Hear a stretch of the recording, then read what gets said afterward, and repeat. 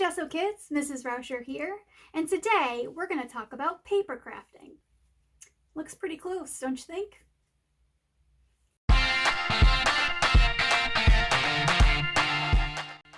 Now, if you are part of my Google Classroom, this week we are talking all about portraits. So I wanted to take some of the things I have laying around my studio, put that to work in creating a self-portrait. A self-portrait is a portrait of yourself. So instead of the artist painting their mom or their brother or their sister, the artist paints themselves.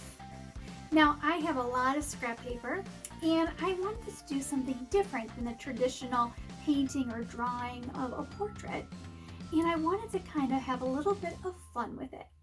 So what you're going to need for this project is scrap paper of any kind, scissors, glue, and some drawing materials.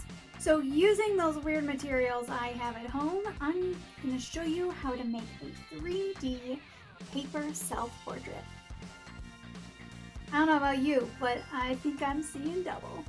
So grab your supplies and let's get started. To start your three-dimensional collage portrait, I'm going to start with a base color. It's about half the size of a normal construction paper sheet.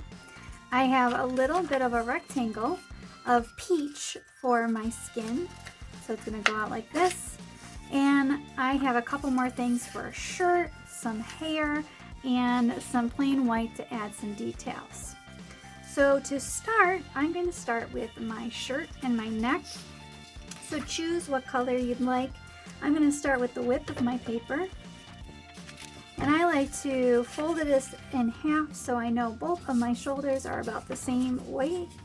So I'm going to do a scoop for my shirt.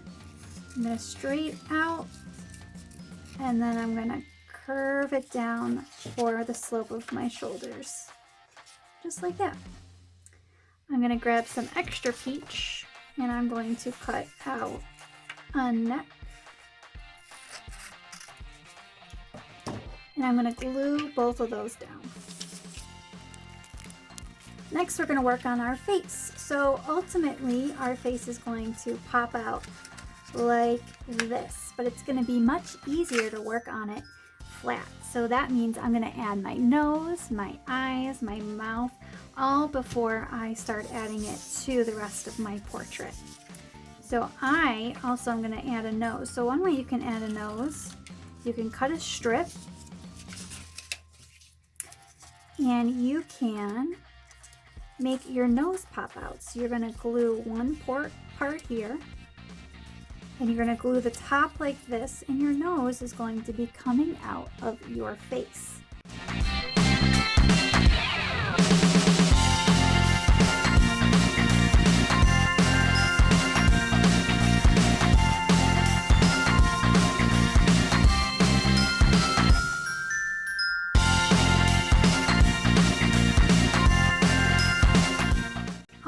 Once your accessories and your face is drawn on, what it's time to do is make your head pop up. So I'm going to fold over the edges on both sides of my face.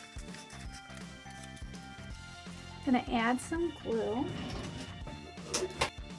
You're going to have to hold it for a little while just to keep it up. So you want to make sure it pops out enough to make it three-dimensional. Next is adding the hair.